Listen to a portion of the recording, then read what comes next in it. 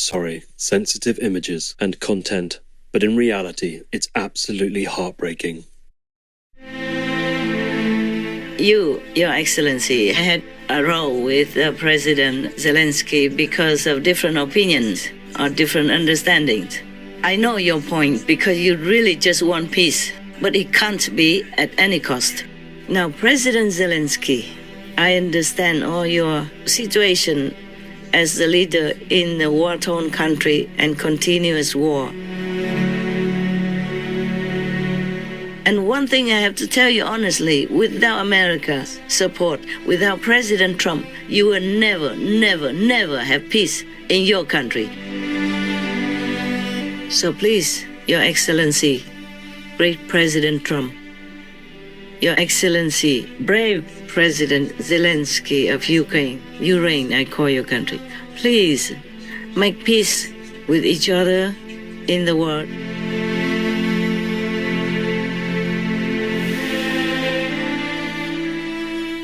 Please continue watching to find out more.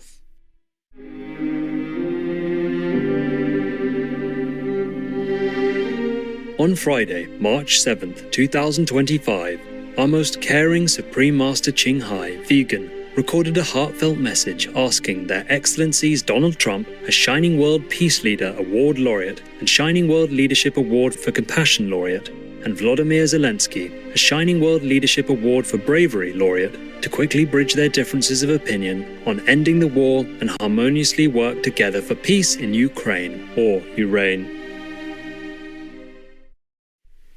Hi there, all of you beautiful souls. I know I have just talked to you what seems like yesterday or the day before. Yeah, must be the day before or something. But I have to talk to you again. This time it's not like leisurely talk or diplomatic things or diplomatic wars. You will hear from me, but I have to tell you everything. I mean, that is important to you right now, and I have to tell you all in truthfulness. Okay, first, Your Excellency, great President Trump, you know, I was so relieved to see that you won the election because I know you are for peace, compassion, for humanity, for victims of the war. That's the reason why you have been kind of not very lenient to President Zelensky. But I have to dare myself to tell you that you cannot be too kind of leaning on Putin because he is from the communists from childhood already. And he's a KGB by profession.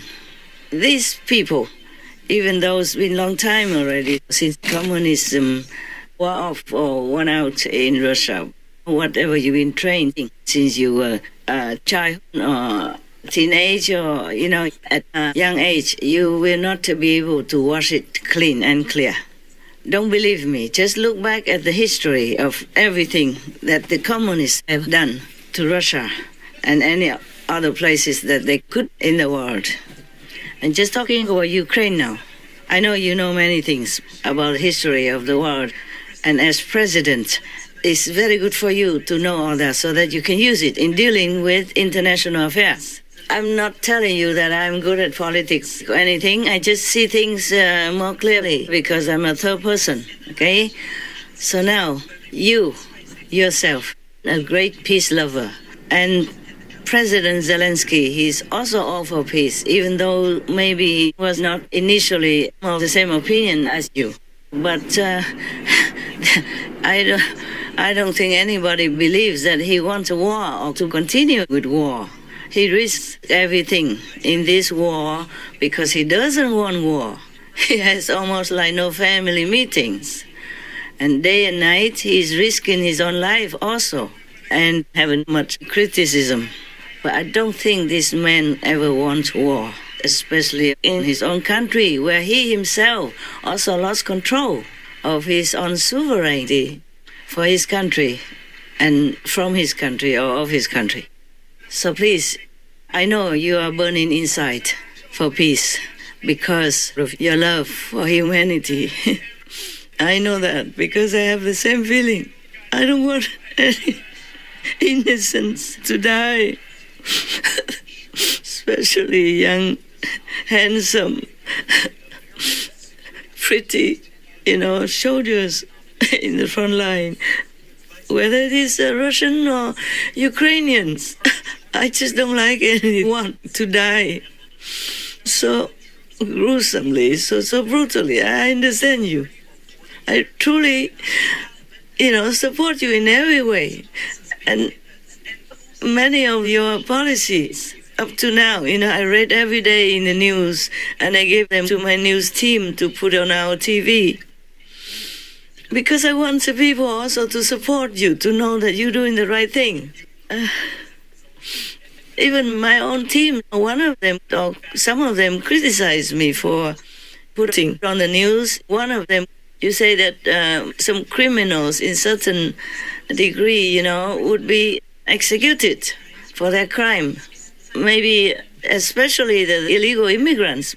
I agree with that, but some of my team members did not agree and told me we have to erase that death sentence because we, the Supreme Master Qinghai International Association, are against the death penalty. Of course I'm against that.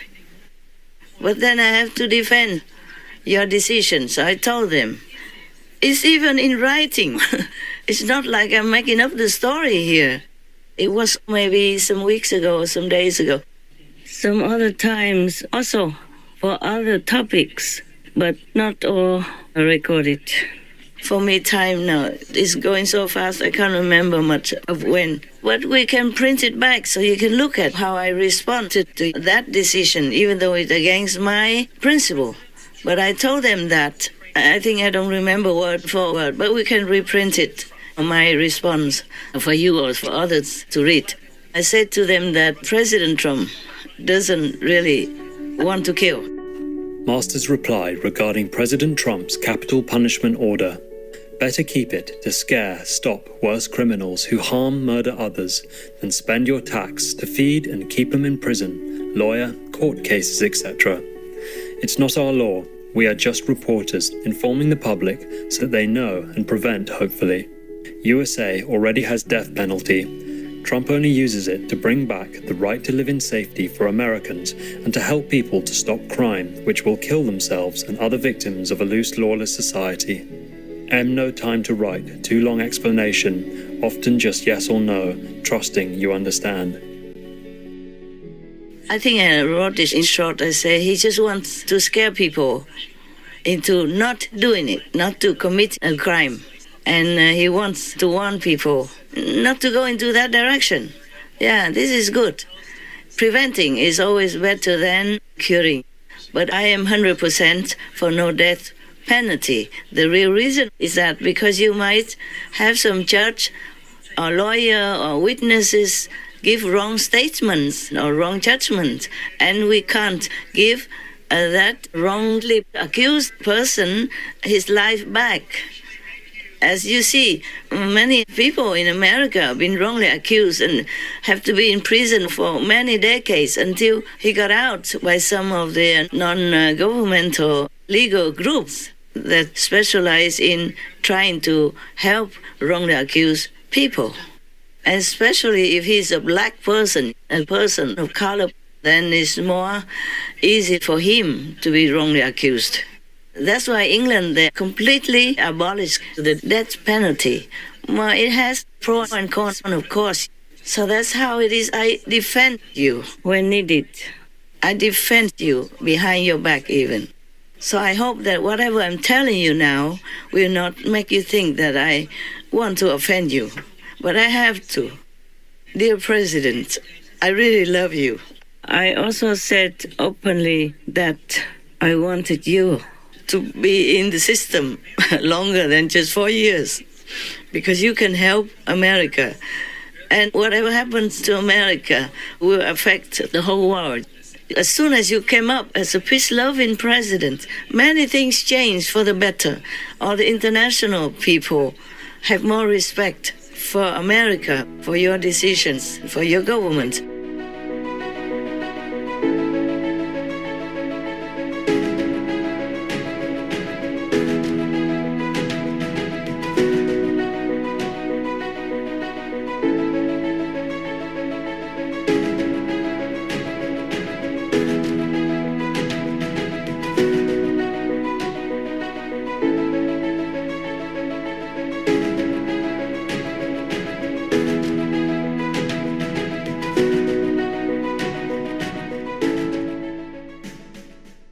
And I'm so happy to see that you have selected many of the good officials in your government to help you.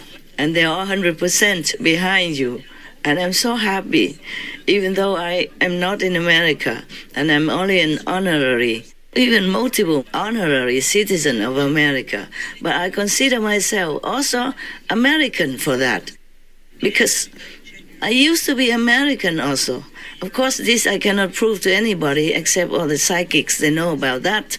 My heart is with America, with the United States of America, because I know what happens there will help the world a big deal, if they have a good leader like you are, for example. Now, we go back to the main theme. You, Your Excellency, have a role with President Zelensky because of different opinions or different understandings. I know your point, because you really just want peace. But it can't be at any cost, because if you look back at the history of all the communism in Russia only, no, I'm not talking about other countries yet, and you can see how many millions of people died of all kinds of punishment. It was just simple, peace-loving citizens. They have not been acquainted with communism, but the governments at those times punished them with death, starvation, pain, physical abuse of all kinds. Then you cannot really trust a born communist.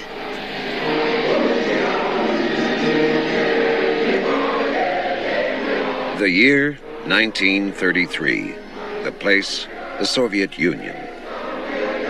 Behind the facade, food is being used as a weapon against peoples who have proven troublesome to Moscow. Famine is engineered deliberately in the North Caucasus, the Volga Basin, and Ukraine. The Soviet secret police seal off Ukraine's borders. No one can get out or bring food in. A nation the size of France is strangled by hunger. In less than 2 years, 10 million people die.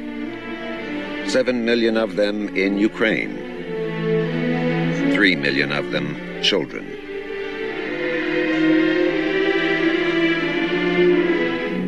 By 1928, Stalin is a law unto himself. This efficient, ruthless administrator has eliminated all effective opposition within the Politburo. The dream of a worldwide communist revolution has not materialized.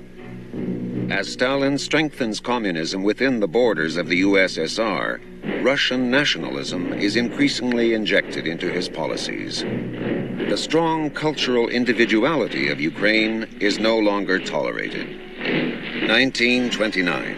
Stalin strikes at the nation's heart and mind, its church and intelligentsia.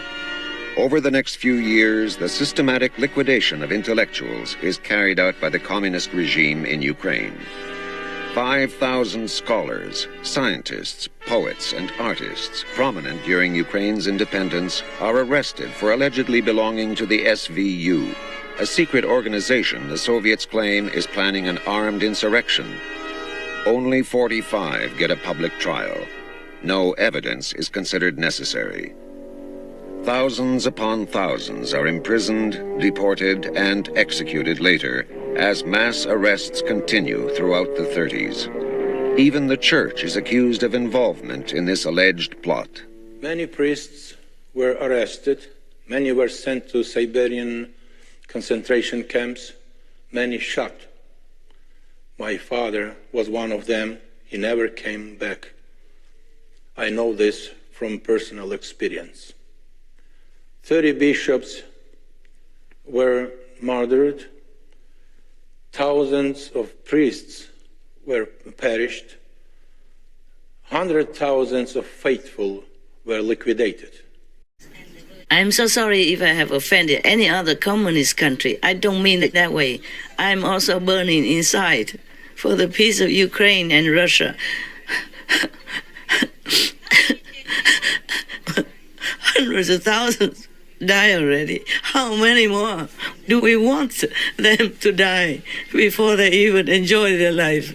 young people, children who lost their parents, lost their life, being crippled in the war for no fault of their own. Don't tell me about karma and all that stuff. You know nothing about karma anyway, so you can't tell me, oh, no, this is because of karma. Even if I know it's karma, my heart still hurts.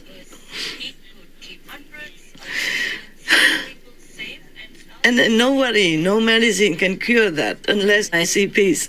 And President Trump is the only one who would have, the most hope for us to make peace in Ukraine, in Russia, and the world.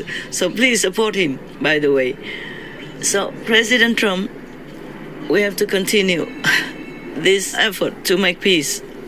I know you're not against President Zelensky anyway, even if he makes some comments not to your liking, not good opinions to your liking, the peace process. But you must know you cannot lean towards Russia and abandon Europe through Ukraine. I don't want to offend anybody because I know it's not safe for me. I'm alone. I'm only, a weak and fragile woman. What for I'm doing this? But I can't just blink my eyes, turn away, or just pretend that nothing happened. Because every day I have to search the news for my TV, for our association's TV, Supreme Master TV. Nothing is really mine. We do it as a group effort, a team, support, team oneness. And I'm grateful to God Almighty. I'm such a lucky person. I have so much support and in oneness from my association members. Because when I gave them initiation, this is something that's not in physical terms you can even describe. It only goes from spirit to spirit.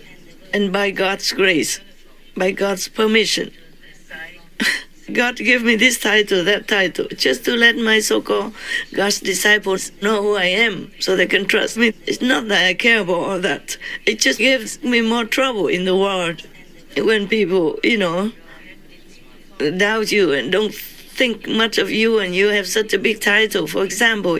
And I have to even announce it openly to the world because God ordered me to do that. What for do I need all these titles? Nobody gives me anything. I take nothing from anyone. Just like you became president, but you never took a salary for that position. I take nothing. President Trump, I take nothing. At least this we have something in common. I earn my own living, yes, and I live very, very frugally. In fact, I live like in a refugee camp right now, A very simple life, a few pair of clothes, simple food. I don't have a good room even, not even just a one-room studio with hot running water. So please know that I'm sincere. I'm with you in this peace wanting aspect. I have nothing against you. I'm 100% with you, for you. Even after you did not get the job back 4 years ago. At that time, I was also devastated because I knew war would break out. Many bad things would come out. I knew that. And I was so very, very, very sad, very miserable because they made you lose the election. Master, now that President Trump has accepted Biden's win, what does Master think about that? What do I think? I'm scared. I'm scared for your country and for the world. Getting downward, I hope it doesn't go down too fast. This kind of leadership, how can you lead the country, especially America, supposed to be the leading country of the world, and have this kind of leadership? I'm not sorry to say it. I'm sorry for your country. For America. What do I think? That's what I think. I think it's already outright not fair, okay? Yes. But you did win. I know that. All heavens and earth knew that you won. Okay, never mind about that. I'm just wanting to remind you that the Russian people are good, very kind, very beautiful people. I've been there, I know. It's just that the leaders, the governments, are not always as expected, like caring for their own citizens and truly doing all they can for peace. But I'm not blaming Putin alone. It is all the bad energy that we created in this world as humans. All this killing, all this abortion, and all this slaughtering, murdering innocent animal people who done nothing wrong to us. All this great bad energy, and push it into a big kind of, just like a bomb, waiting to explode. So Putin is just an instrument for this energy. But nevertheless, because we as humans, we are infected by the society, by the education that we receive as a kid, by the treatment by neighbors or our own parents, or our friends, so-called friends, our siblings, whatever circumstances we are born into, that affected us a lot. So we have mind, we have brain also, and we have heart, and we follow whatever we have been taught. We have been influenced by. So even if President Putin is a good person, he cannot always overcome all this influence from the communist brutal kind of treatment to whoever doesn't agree with them. As you can see, look back how many millions of people died for nothing, for no fault of their own, in such a brutal way that a human cannot treat another human like that. And look at Hitler, Just one person kills so many millions of innocent people. And sometimes not because they want it, but because they have been influenced by their nearby friends or nearby subordinates, working government subordinates. And sometimes from personal kind of vengeance, it becomes national and then it becomes international. Many of the wars started from personal vengeance kind of feeling, and it became bigger and bigger and bigger. Personal passion is more strong. It's much stronger than any weapon. It just drives people to insanity, to madness, and they can't control it. Personal, hatred and personal jealousy cause a lot of upheaval in the world. You know all that. So now you cannot just abandon Europe through Ukraine. You cannot just support Mr. Putin, even though you admire him, perhaps, even though you sympathize with him. I also have one sympathy for Putin, even though I don't know much about politics in the world, because he has also been through a lot of humiliation. Before, he was a better boy. He did everything he could and had many wins for Russia, even in sport or in international kind of Olympics. He fought with all his might by his personal strength, and he always appeared himself in personal meetings with the International Olympic Council, for example, and then won for Russia the Olympic Games in his own country. One time, I remember that. I think it was in Sochi, yes. So he was very passionate about his country. But he has been criticized a lot by other leaders in the world. Every time before I read some news, the president this, president that, always, whenever meeting, him always belittle him, criticize him, slander him to his face, and it's all over on the internet or in the newspapers. And he didn't do much about that. But over the years, it might have bottled up into something. And it might have been one small little motivation, one small little push, also to make the war in Ukraine. I'm not defending him, okay? I don't like this war. From the beginning to now, I always supported Ukraine. And we don't even air anything about Russia anymore on our Supreme Master television ever since the war began. I'm just telling you all this so that you know my true intention and my real support for peace. And I don't have a lot of money like you have, but I give as much as I can afford to Ukraine through my own money and through my disciples also. And we even supported opening a vegan restaurant in Ukraine also so that we can help from there other people or the soldiers and who are victim people. We continue doing that in our very humble, small way. And because of all these humane supports, and of course more other spies were after me, still are. I'm not in safety, less safe even than before. Became almost like a homeless. Even at the place I used to live, trees were chopped down without warning and for no reason. I mean, in front of my people who are living there, even started burning the forest where I lived.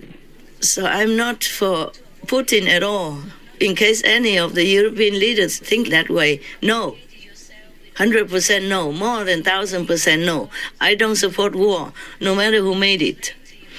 And whoever makes war, he, she is my enemy. The enemy of the people. Yes. Because I have the heart to kill innocent. And affect the whole world with it. With food problems, with transportation problems, and with peace problems. Life is so hard for a lot of people already. Now, why make war? So that people can't sleep, can't eat well, can't do their job, and have to mourn their own loved ones. And all these beautiful, handsome young Russians, for example, young, beautiful men and women of Ukraine have to die for what? Even if you are successful in taking the whole country, what will you have when you go down in your tomb, huh? If you even could go there, or you'll be exploded into pieces before you even know where your soul's gone. I'm all for peace, okay? So, President Trump, forgive me if I offended you in any way. I'm 100% for you. It's just, peace is a very big karmic kind of burden. Anyone who wants to handle peace must handle really with care, like with raw eggs. I really want peace. I'm with you. And I know why you have been not, at the end, not too friendly with President Zelensky, because you were so burning inside. You want peace yesterday already. But everybody has different opinions in their own problem and their own situation to deal with. So please understand President Zelensky and forgive him even if you think he's completely wrong. But he also has his own problem, his own opinion. You know that. And we just have to make peace. Even if anyone is so hungry for peace, so desperate for peace, so painful inside for the victims of the war and really want to push for peace in any way possible, still we cannot sacrifice friendship and the harmony of the international community, meaning other countries around America. Because that will cause another war then. And that will defeat your purpose. President, please, I know you have many good advisors, and I am just nowhere. Yes, but please, I have the right to also express my opinion. And I have the right also to, I have the right of wanting to help you, to have America help the world. Also, physically, President Zelensky, he's exhausted from 3 years of war as the head of the state in a war. So he might not have been able to sleep a couple of nights before, or had many headaches from the front line, or from his dying shoulders, or from some setback in his strategy to fight. And he went all the way from Europe to America. That is a long way, and he might not have been able to sleep well in the airplane. Noise and a lot of questioning, a lot of worrying in his head. So he might have busted out against his own will. Imagine if you are in his position, then you will know how it is like, and please forgive. Please make peace. with Ukraine, because Ukraine is now represented by President Zelensky. And I'm sure you already have had second thoughts about excluding Europe and Ukraine out of your concern. I know you won't do it in some days, but somehow, eventually, because you are a man of peace, you can't just let people die. Peace is more important than personal opinions and arguments. I'm sure President Zelensky would also have realized it by now.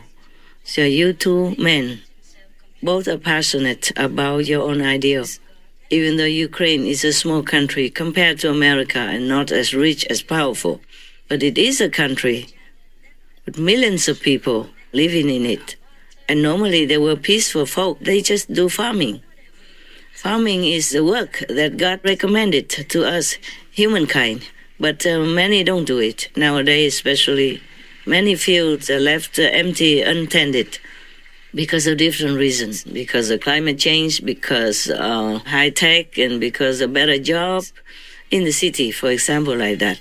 But Ukraine will still continue to do their farming diligently, faithfully, and is exporting farming products. I think it's the 4th or the 5th in the world. Imagine, such a small country.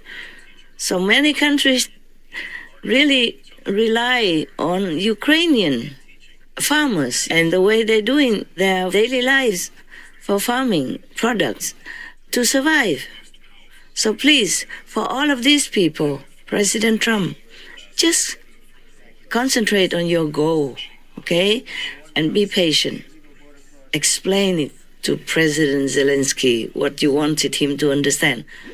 You know that many people sometimes do things or they tell you what they think, but you don't understand them also because you think it's not logical or it might be a trick. President Zelensky, even though he respects you, respects Americans, he might find it difficult to believe, to trust anyone anymore after Russia betrayed him. You see what I'm saying, sir? I think maybe you have known all this, but because you're too busy to give more consideration, deep thinking into all these things that I'm saying, I'm just here to remind you.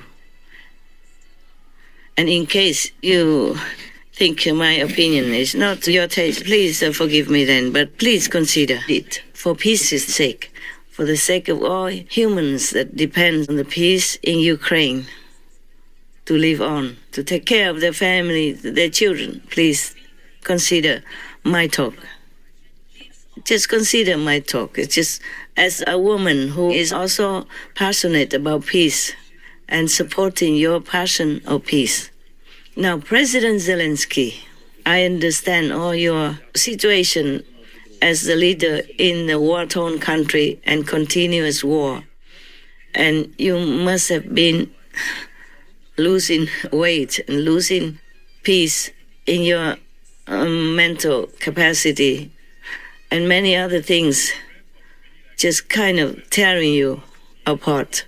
Millions of your countrymen had to run away from home, and you're losing more and more soldiers, maybe less than Russia. But still you're losing, and that does hurt you a lot. And that makes it so sometimes you cannot find peace, cannot find your usual intelligence because of pain. All those war-related pain for you as head of state, they also affect your physical and or mental wellness, your peace of mind. But please, you have to work with President Trump. You have to trust him, because I trust him, if that means anything to you. Because the majority of his citizens trust him. And that is a rare miracle, you know? Not all of the presidents in the world are trusted by their own citizens, and by the majority even. It would be 50-50 if any of them are lucky. So please, work with President Trump, even if you feel you are humiliated. What's the problem with our pride anyway? We lose nothing if we lose our pride also for the good of others, for the good of your country. Even that pride is nothing. We came with no pride. We die with no pride. It's just an illusion. One of the illusions in this world. Please, you have to be humble. It's difficult. It's difficult even for a president in war to be humble. But you have to, President, you have to. For the sake of your country. Even for the sake of all the dying Russians in your land. Compassion has to rule more than pride. Then you have to have peace, come back to your family, live a normal father and children life, husband and wife life. You can't continue like this forever. And you know, President Trump, he has just been elected again, and he has 10,001 things to do also. So he might have lost his patience as well. Patience is not easy to keep in this world, because with so many things that push us to no end, we sometimes can't keep ourselves together in one piece. Even for a man or woman having a family, have a family problem, they also lose their patience more often than they like. But because they love each other, they come back together and make ends meet, piece things together and have peace and have a family in peace again. Just not to talk about you as a president of a warring country. Daily knowing how much bad news, daily knowing how many people die on both sides. I know even Russians are supposed to be your enemy, but you feel also not good when they die or wounded and crippled in any way, because they're also human. They look like your citizens as well. I don't know how President Putin feels about his young citizens dying every day on the battlefield, in a foreign land even. But I know you have heart. I know you feel sorry. You feel sympathy for them as well when their family loses a son, or when the family has to bring back and nurse a wounded son, a wounded daughter, or a handicapped war veteran coming back to their family. Because you know, if it's you, you would feel devastated. You would feel like dying. So please, sell your pride to the wind. Humble yourself. Go make a deal with President Trump. President Trump, he also has his own responsibility and issues to take care of. America cannot continue to supply weapons, money forever to any country, even if they love it. Even if they love and support that country, they cannot do it forever. The Americans' tax money has to be spent on the Americans' welfare. And you know, President Trump is all for his own citizens. So if he makes any deal, it has to be fair for both, you know? Even the richest person in the world cannot continue to help the poor people all the time and always. Their money will run out. Their business will be ruined. So President Trump, he's a fair person. He does what's good for Americans, but he also considers other countries. If he has to use strong measures, it's because he knows that will wake up other leaders to work with him for the sake of all in this world. He's not a mean man. He just uses any possible way when he thinks it works. And then he will slow down. And then he will go back to the normal things that you expected. It's like sometimes he put a big tariff on many countries so that they have to do things fairly, logically. And then he will reduce the tariff. He did in some way already, with some countries already. The president sees tariffs as an effective negotiating tool. He claims other countries have been unfair to the U.S. and that his approach will fix America's trade deficit. Trump had pledged the measure to boost local manufacturing in the U.S. and to pressure its neighbors to do more to stop the flow of migrants and illicit drugs into the country. They've allowed millions and millions of people to come into our country that shouldn't be here. They could have stopped them, and they didn't. And they've killed 300,000 people last year, my opinion. have been destroyed by drugs, by fentanyl. The fentanyl coming through Canada is massive. The fentanyl coming through Mexico is massive. President Donald Trump is temporarily pausing tariffs on steel and aluminum imports from Mexico and Canada, giving the countries more time to negotiate key issues around border security and even trade. The president has been engaged in a lot of talks with Canadian Prime Minister Justin Trudeau and Mexican President Claudia Sheinbaum. The president yesterday talking about his conversation with Sheinbaum, saying that he had a good, productive conversation with the Mexican president and says he does see tangible evidence regarding Mexico's actions to stop the illegal flow of fentanyl. He says he has seen some evidence that the flow of fentanyl has been declining. President Donald Trump says, quote, after speaking with President Claudia Sheinbaum of Mexico, I have agreed that Mexico will not be required to pay tariffs on anything that falls under the USMCA agreement. This agreement is until April 2nd. I did this as an accommodation and out of respect for President Sheinbaum. Our relationship has been a very good one, and we are working hard together on the border, both in terms of stopping illegal aliens from entering the U.S. and likewise stopping fentanyl. Thank you to President Sheinbaum for your hard work and cooperation, end quote. Yes. So he's not a mean person. Please do not look at him from the outside actions that he has to take to save his people. Americans. America has become almost exhausted in different aspects of their country. So he has to return stability and wellness to his citizens because that's what he vowed to do. So please, it's not only you in war that have problems with your country and Russia. President Trump, even in peace, also has a lot of problems to take care of because everybody looks up to America for help. For war settlement, for handling international crisis, and for peace. So please, you have to trust President Trump. Without America, your country will be gone. And do not rely on Europe's help either, because they also been at war not long ago, and now they also have to recover.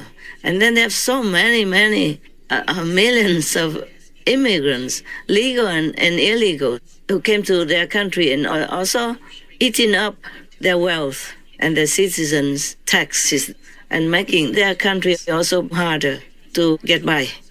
Now, you can see very well that when the war first began in your country, Europe just ignored you. You fought all alone. And I even had to come to my TV screen and explain it to them that Russia wanted to even invade the whole of Europe. By the way, they maneuvered their strategy, the war strategy, in the beginning of the war. They occupied many areas alongside the European border with Ukraine. What did they do that for, huh? NATO, you can't even trust them. NATO refused Ukraine. EU refused Ukraine. America crossed their arms in front of their chest, watching on. So Ukraine is left alone to fend for themselves or to die alone. Talking about good neighbors. Love thy neighbors and all that. Yes.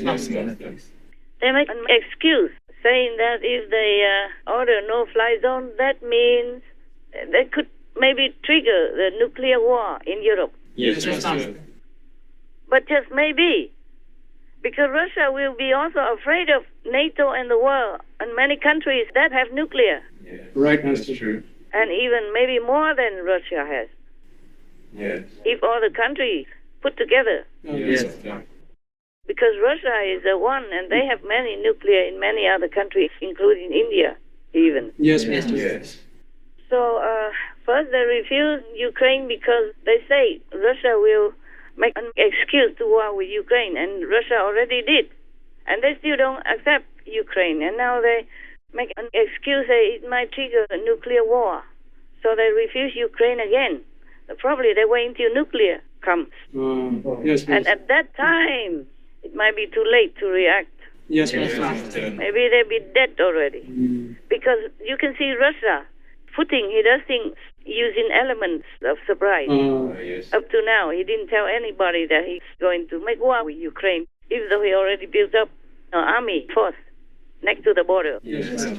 And meanwhile, keep saying, no, we don't talk about that. Even he told his vice chief, no, we don't talk about conflict with Ukraine, something like that. And he didn't tell anyone else. I didn't tell his people even. Even the army did not know until maybe last minute.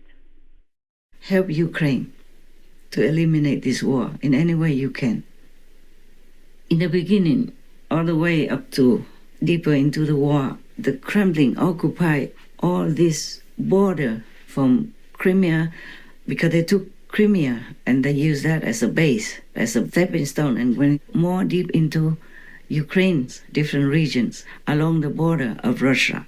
And they want to stretch it all the way to Belarus and then past Belarus and then all the way to cover all the border with Europe. You can see that. I don't have to be a war strategist to see it. I saw it on the map. And you see the brave Ukrainian soldiers and people are already taking back more than half of what Russia has occupied. Well, we thank God for that. And we are in debt to them. Because if they take all the border all the way to Belarus and continue, then they will have bases everywhere around the European border. And they will attack any European country anytime, easily, if they have bases already. And are prepared and equipped everywhere they want.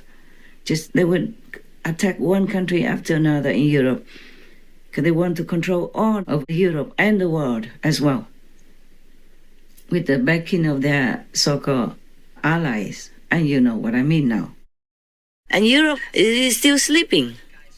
First, because they have such good, favorable supply of gas, cheap and all that, and all kinds of things for their household, or their development, for invention, all kinds of things. They also depend on each other. So for Europe to cut away the relationship with Russia, it was also truly a historic kind of action that they decided that way in order to show at least support to you in spirit. This is very, very, very admirable of them already, because that would cost them a lot also. And they were struggling to try to find a replacement for all the fuel that they used to depend on Russia to have. So in this world, talking about all this, we can see well that we all depend on each other to live. And one thing I have to tell you honestly, without America's support, without President Trump, you will never, never, never have peace in your country. You might even lose your country. Because Europe wasn't ready for war. It was very difficult for them to give any weapons to you. You know it yourself.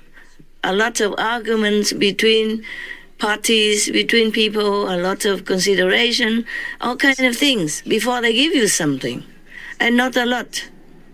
And not as powerful as Americans, who pour in weapons and money to help your country in any way possible. Even their own citizens came to fight with you. But Europe, did you see anybody come and fight with you? Even voluntarily? Maybe some, but few. I myself didn't read it on the internet. I read about some Americans who came to your country voluntarily to fight with you, with your people, and being wounded, being handicapped because of the war, or being gone, lost their life. And Americans can't keep doing this. Even President Trump wants to continue to help you with all financial support and weaponry support, but he can't do that because he has to answer to his country. Why would he spend all their tax money on the nation that they don't even have anything to do with, far away in European continent, And not much help to America either, yeah? So whatever they have done for you is tremendously generous already, but they're exhausting their own power and financial stability. So you must know right now, President Trump cannot sign anything that gives everything to you and nothing to help America. He can't answer that to his country people. So you have to cooperate with him. There must be give and take. And would you rather be left alone without American weapons and finance and support on a permanent basis. And you want to do a deal with Europe? Oh, please. I don't know if Europeans have enough equipment, manpower, and expertise to do business with your country. And whatever that mineral deal is, I don't think they can fulfill it. Well, at least not after a long time. And by that time, your country might be gone already. I was surprised that during the first period of the war, NATO didn't help you. They didn't want to do anything for you. And even shrink your defense to limit it. They didn't give you a no-fly zone even. And meanwhile, Russia was eating up your border with all the European countries. And it has to take me, a little countryside woman, who is not in the political arena, to point it out to them at their own risk. So do not rely all on Europe.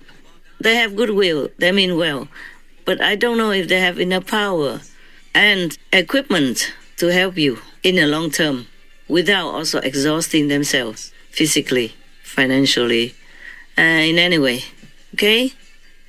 The European people, the majority of European countries, they're peace-loving countries also. They are not born for war, except some World War I. World War II started by one or two countries, crazy people. But most European countries, including their leaders, even if they are bad, they don't want war. Nobody wanted to make war. So they are not in the mentality to fight to death with you, like your citizens right now, or since the beginning of the war. They don't have such interest to put all they have in war. And without that fighting mentality, like what your country has right now, they can't win. They can't win. And you'll be left alone. And then your country will be gone. And that will be the most sorrowful, painful thing for you to live with until the day you die. After 3 years of war, how much suffering already.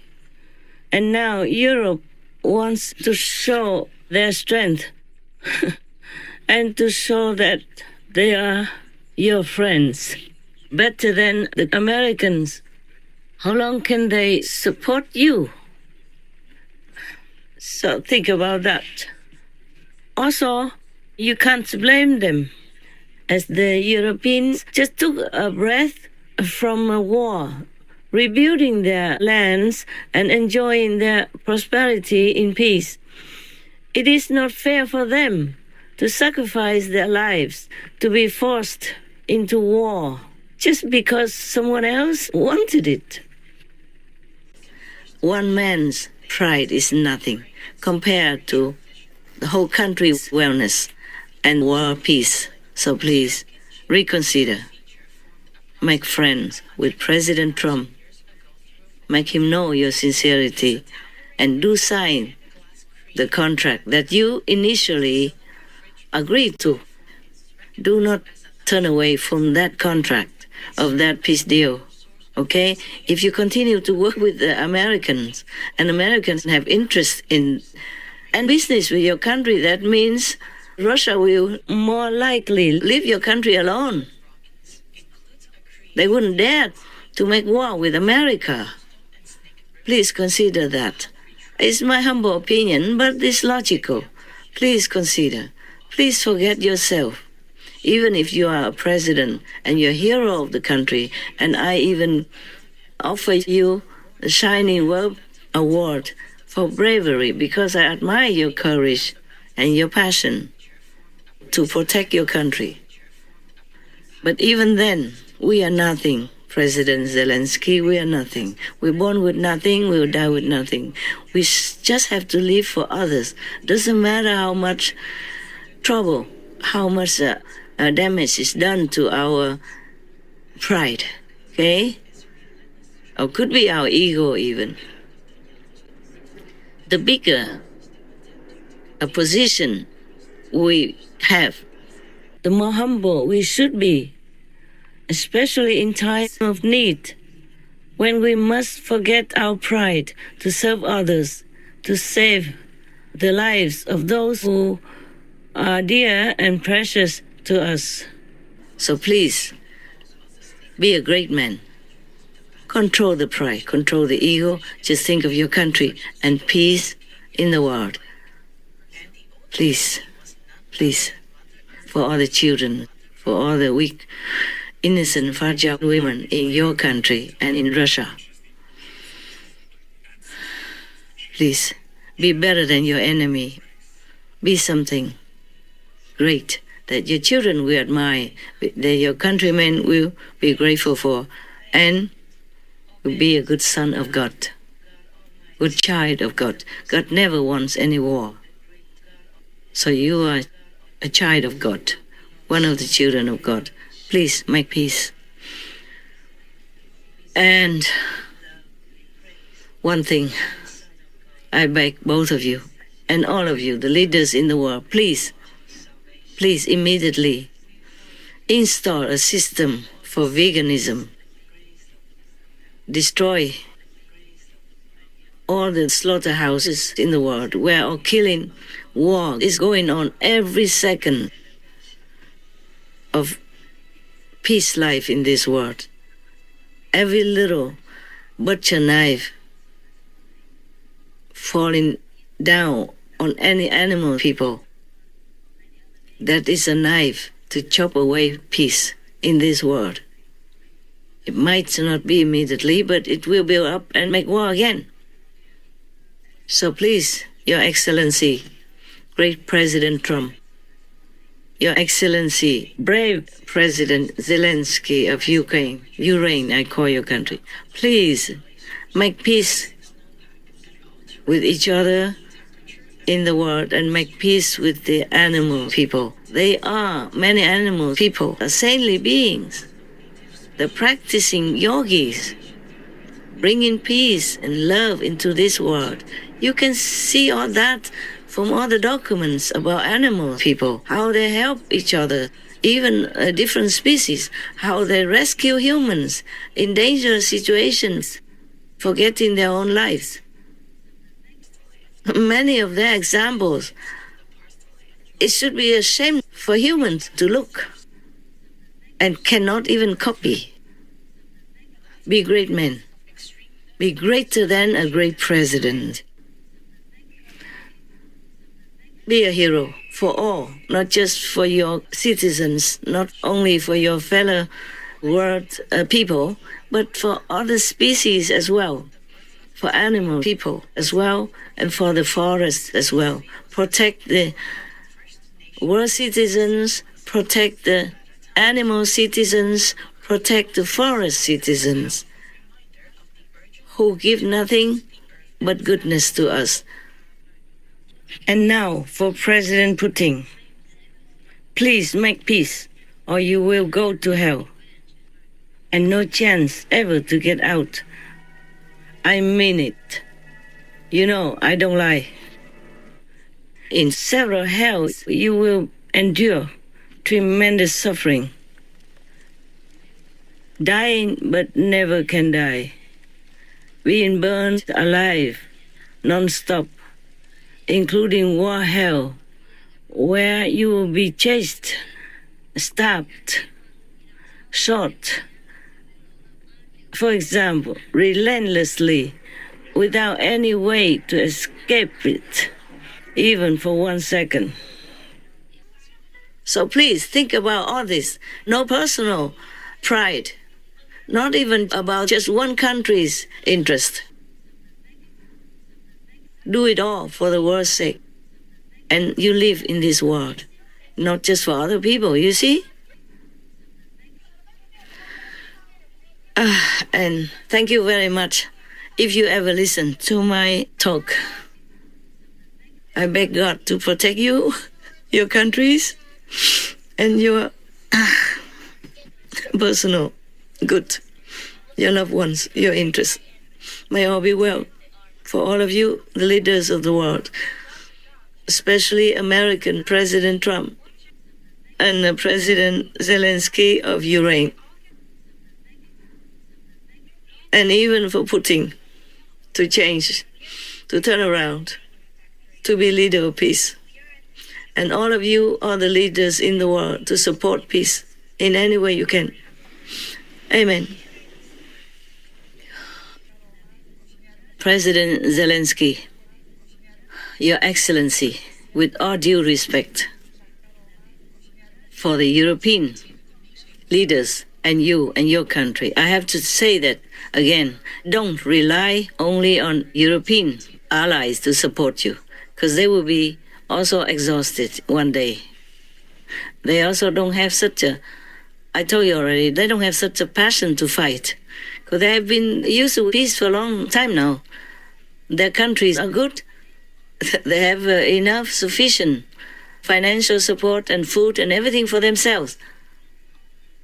But if they have to be involved in war, all that will be gradually or even abruptly ended. Even to make weapons, that can't be forever. Sort of material is one thing, and manpower too. They don't have the heart to want to plunge themselves into war. You could see that in the beginning already. Isn't that funny to you? That Russia have posted 200,000 soldiers at your border already. And even America warned you at the last moment that Putin will make war in your country in 24 hours. And nobody did anything, including your own. You didn't bring the soldiers at the border to prevent them from coming in. It seemed like a surprise to everybody. But the surprise lasted for 2 months. That is too much. I don't know where you were. Where were your people? Where were your soldiers? Huh? They already ate up Crimea, not like they didn't do anything. They already chewed away, at Donetsk, for example. And they are standing next to your border, 200,000 strong with equipment and everything. And your country, your leader, your, army did nothing to stop it. At least you saw it. Maybe you couldn't win because you're weak or something, but at least you show that you don't want it, that you're ready to fight. No, nobody at the border. And even in Snake Island, just maybe a handful of soldiers there, left alone there. And this is the border point as well, a strategic point. You didn't even do anything. You left them alone there, so the Russians came and just captured them all, even though they had such an admirable spirit. They did not beg the Russian or anything. They even swear to reply to the Russians who told them to surrender. They didn't surrender. They even replied to them with all courage and dignity.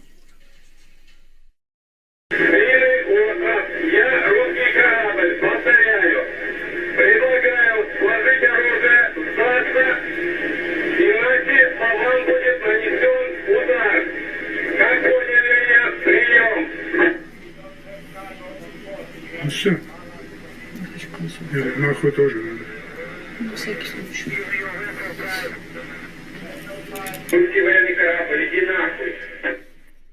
Huh? Nobody was there to help them. Just a handful of soldiers in a small remote island, which is very important to the security of Ukraine. Well, maybe I don't know much. Tell me. You write to me, tell me that I'm wrong. I didn't know much about your country. I just have to look at the map and say everything from the strategic point of view. And that's one thing. That's the first thing. And the second thing, when the tanks of the Russians were already in your land, on the highway, queuing up for miles long already, stuck there because one of the front tanks was kaput, having a problem and could not continue. So the whole queue of tanks stood together on the highway, open for everybody to see. The reporter somewhere took those photographs and videos. But what did you do? Nothing. Huh? You could have done something there when they were stuck in that kind of stagnant position Wasn't it easier to eliminate them or at least to fight or to do something? No, nothing. They just stood there. And later somebody reported maybe some of the Russian drivers of the tanks in the front didn't want the war, didn't want to go further, so they made their tanks kaput, made their tanks not run anymore. And I think it's correct, because not all Russians are having the heart to kill. Russian people are humans just like you, like your country's citizens. They're just driven, forced to fight. Otherwise they would die, and their family will be punished also. That's why they probably thought of how to stop the war. This was the moment Pavel Filatov cut ties with Russia, tearing up his military ID and Russian passport, flushing them down a toilet in an airport bathroom in Paris. A few weeks later, this former paratrooper met with us to tell his story and share his disgust with the military he's risking everything to expose. И у меня постоянно стала возникать мысль навязчивая, что I kept thinking obsessively that literally, if I survived, I would do everything to stop it, to change something. Filatov was part of a military regiment that invaded Kherson, Ukraine in the early hours of February 24th. But even just a day before the equipment rolled in, he said soldiers were being misled about why they were there.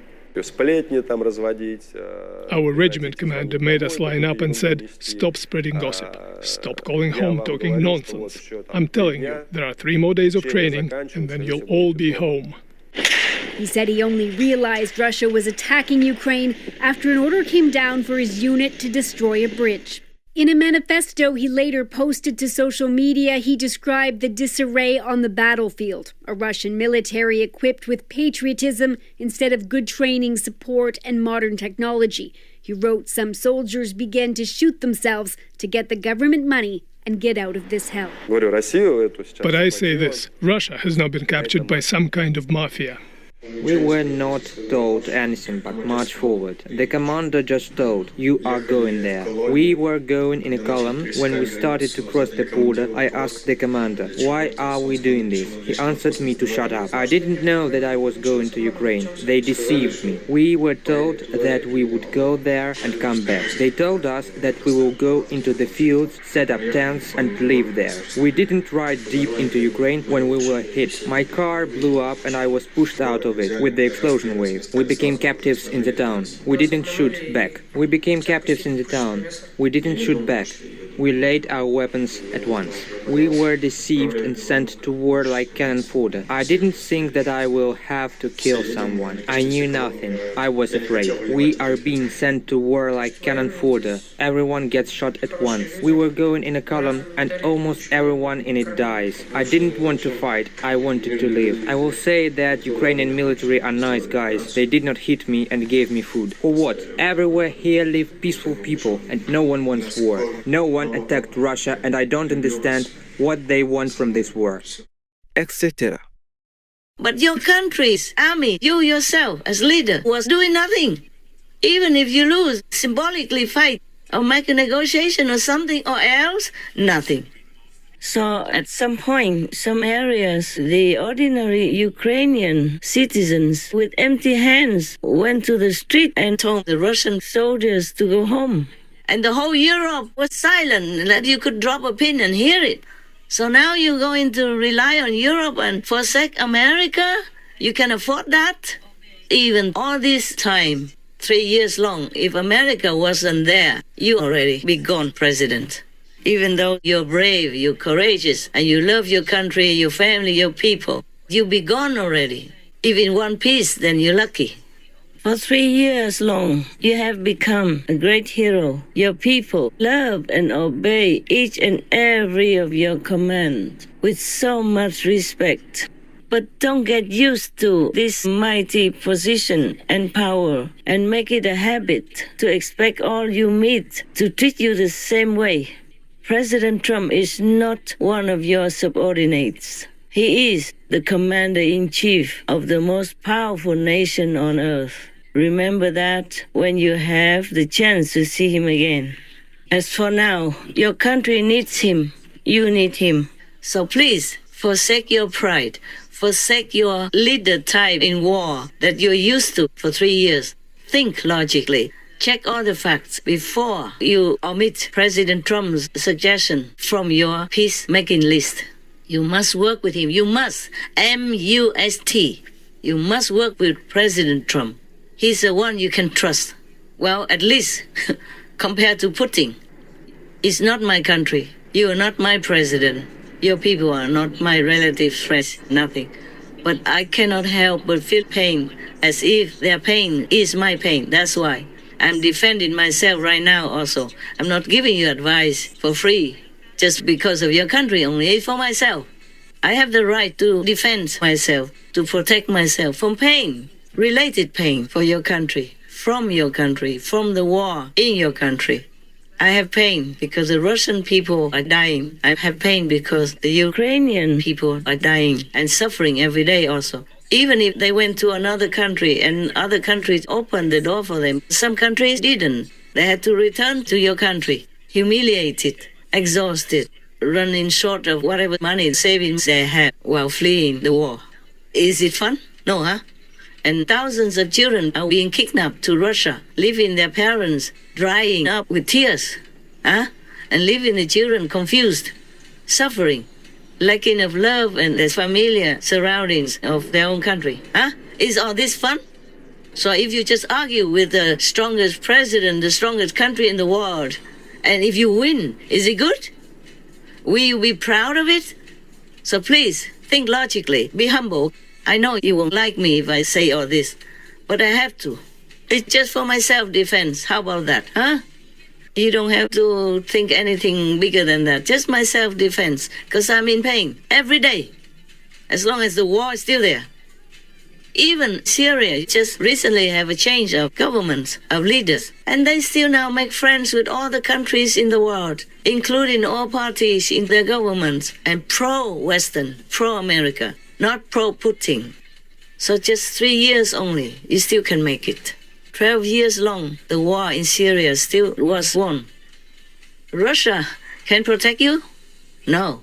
Did Europe protect Syria? No. Maybe they tried symbolically, not strong enough. So the president of Syria, even though it's not all his fault, he's done nothing wrong, had to flee. But to where? To Russia. Even though it seems that the country was peaceful before. At least people have peace enough to live and have everything enough. The government took good care of people. Well, as good as they can, comparatively speaking, from other countries. But you see, Russia was there all this time. Couldn't protect the president of that country. Couldn't protect that country. And Europe, nearby, couldn't protect that country either. Couldn't protect the president, who was supposed to be their ally. So learn from all that. President Zelensky, with all due respect, protect your country by logic, by wisdom, by experience, by lessons from other countries, war and peace. Not protect your pride. Even if you were right in your opinion, no, you were right to have your pride, cast it all aside. Peace is the most important right now. You and President Trump both want peace. So work toward that, okay? As long as your family, your country, your government doesn't do anything opposed to it, go for it. Thank you very much, sir. May God bless you all the time. Protect you and your family and your country. Amen. Now I want to tell the Taiwanese people, recently you have had a lot of terrible disasters, even out of time, out of season. And big brother China is threatening to eat up your country alive.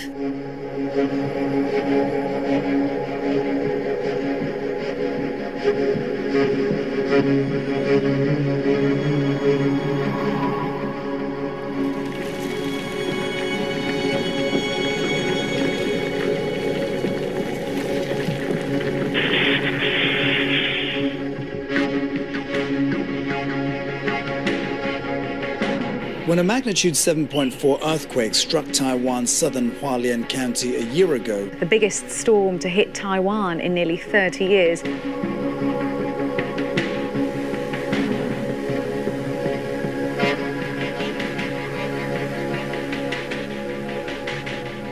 So please listen here. I have taught you the life-saving method, liberating method, not just in this lifetime, but the next life as well. So you can go back to your true home, to your true country.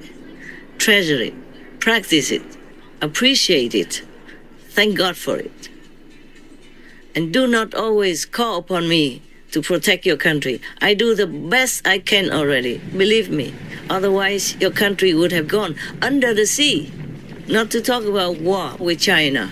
I'm telling you this, not because I love to talk or anything, but because I love peace. I don't want the blood of your brotherly citizens spilled on your own fertile land or in Chinese fertile land. The land is for people to live, to cultivate food and necessities or medicine to help you live long, happy and healthy, not to spill blood on it. God will never forgive. Buddhas, Bodhisattvas, saints, masters never can bless your country if too much blood is spilled on it. Even animal people's blood will destroy many merits that your country has. The country has a favorable veganism trend, which is even famous in the international media. Yes.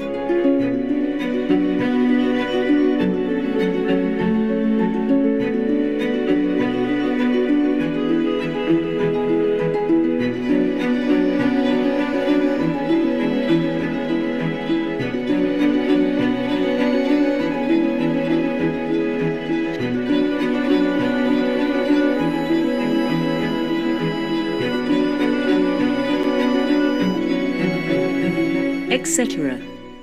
You should be proud of it. They list your country as vegan-friendly, one of the most vegan-friendly, one of the few vegan-friendly countries. They list Taipei as favorable for veganism, for vegan restaurants, delicious food, and all kinds of things like that. It's very favorable for Taiwan. What they wrote, what they write, and what they will write on social media, for example. So be proud. Keep it going. Rise it up to the top. Maybe be the first and only country that is all vegan in the whole world. Imagine the honor you will have, huh? And for that, how can China or any bigger country or any bigger power even come and oppress you? If you're good, virtuous, moral, compassionate, all heavens will be there for you.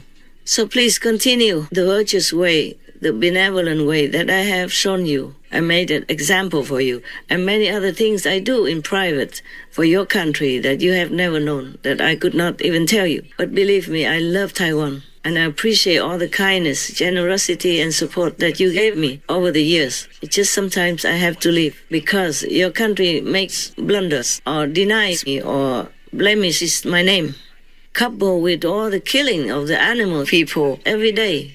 That once I told you well already, I lived in a remote area and the river next to my house every day was bloody red because of the killing on the upper side of the river. And that was only one river that I saw. Actually, it's not a river, sorry, it's a kind of a big stream, you know. The water was running very full and clear in some pockets. But the whole river was red every day. Whenever I come out, it was red because of killing non-stop.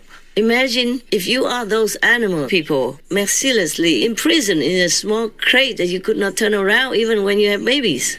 And then brutally your throat is cut while you're still kicking and gasping for breath. Imagine if it's you. And you know they have feelings. And you know they have love. You know they are innocent. They protect each other. They love their children, just like you do. Imagine if somebody kills you or treats you like that. Would you like it? Whatever you don't like.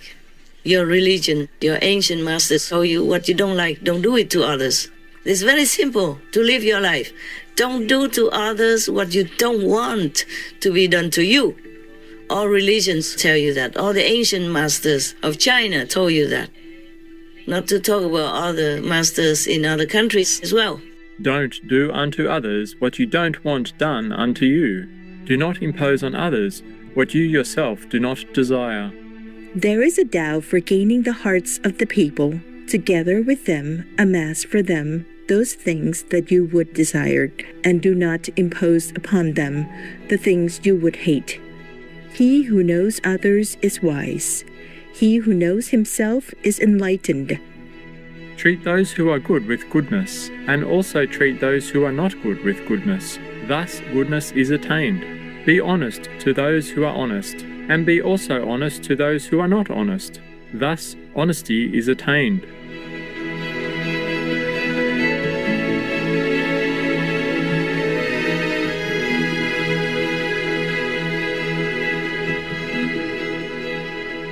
etc.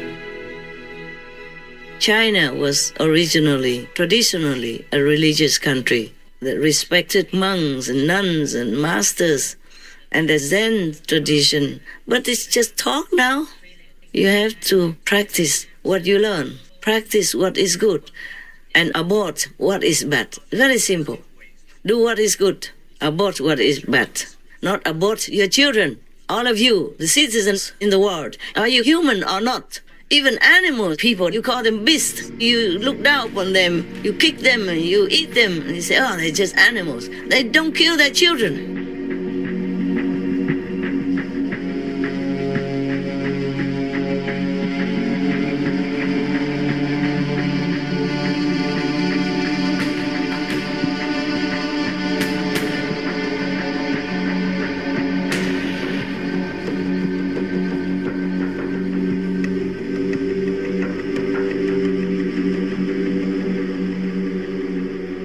And you, humans, know everything, and not even in war. If you are maybe in war and in a desperate situation, you can't feed your children, and maybe you have that excuse. But in peaceful countries, in powerful countries, even like America, who has all kinds of agents to take care of unwanted babies, and many countries want to adopt your children because they are beautiful. But no, you have to kill your baby, your children, your own blood. What are you? Ask yourself. Don't blame the war. You make war with your own blood, your own children. How can this kind of energy not burst into war? And don't think that America is all that safe. If you continue to do this, war will be upon you. Maybe not a big war, but a small war. Yeah, don't even blame the terrorists. You push them to do it. Inside, nobody can prove it. But I know it. Whatever we do, the consequences will come back to us. So stop this baby war every day. 70 plus million children die every year. I think I read it maybe just in America alone. Imagine that, huh? Would you like it if your mother did that to you? Huh?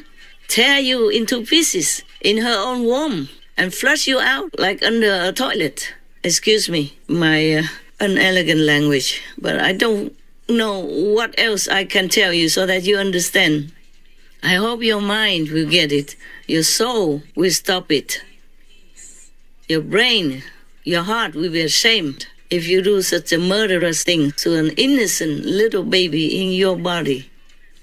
Now all of you have to stop murdering babies. Stop killing the innocent in war. Stop making war with humans and with animal people and with trees, with forests, with land. Do not destroy the land that you rely on to live. Do not do anything harmful to anything at all. Otherwise, we will have war again, and a bigger war. Back to Taiwan a little bit more. I have cast a peace ring, peace circle around your country, around Taiwan.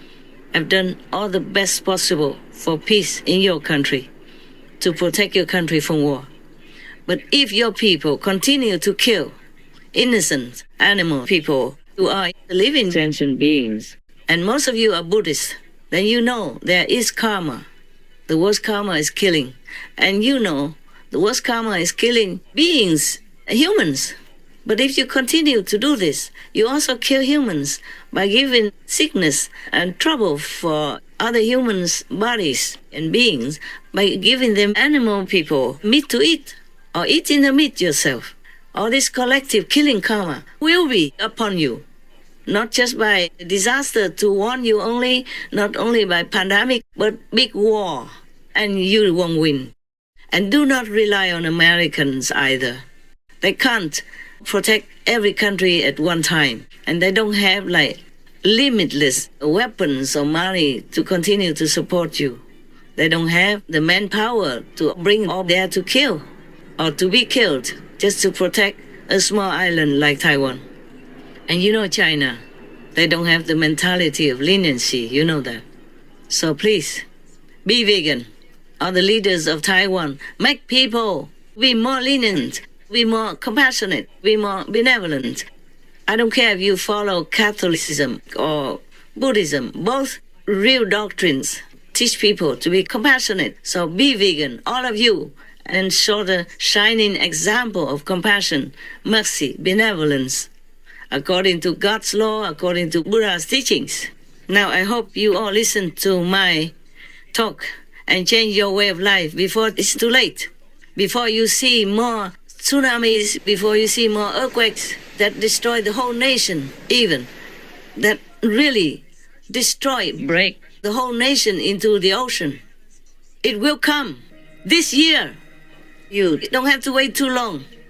If you guys, all of you, continue this way, that way, destroying the planet, destroying God's creation, and pushing yourself away from God's love and God's grace, then all this will happen.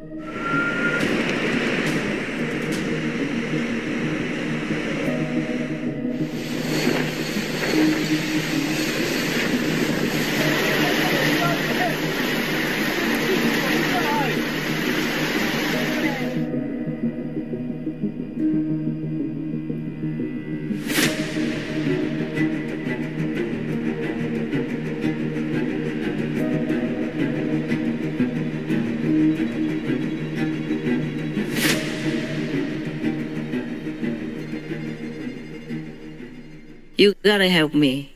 You got to. You have to be good. Be vegan.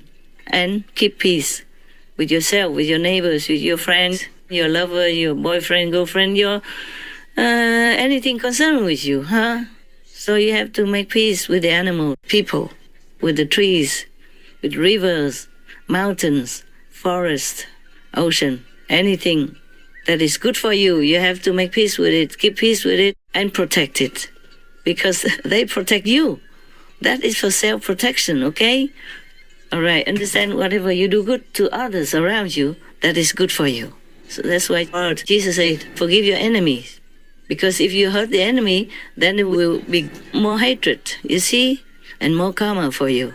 All right, so be vegan, keep peace, do good deeds. Thank you, La.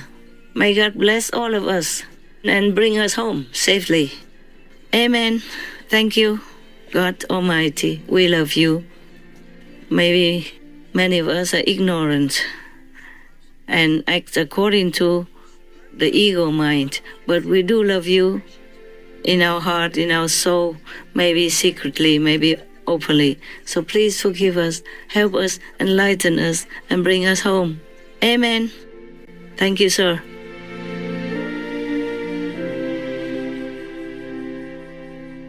Most beloved Master, your message to our world on the paramount importance of peace amongst nations is deeply appreciated. We know that your invaluable words to Presidents Trump and Zelensky will certainly quicken the resolution of war in Ukraine or Ureign. We wish for a swift cessation of hostilities so precious lives can be saved and there is a rapid return to normal life for all affected. May Master be forever shielded by God Almighty and the loving protection of all glorious heavens.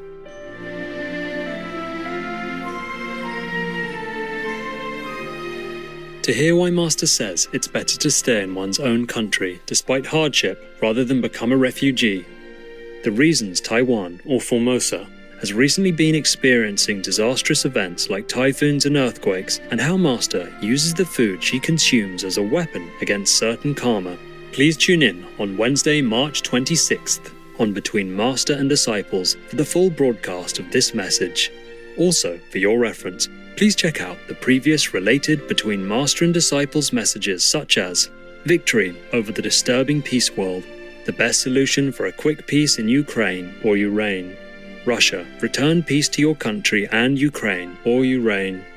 Representatives of the positive power are beneficial to humankind, etc. To view these and more related Between Master and Disciples messages, all free for download, please visit SupremeMasterTV.com and search for Way Peace Ukraine.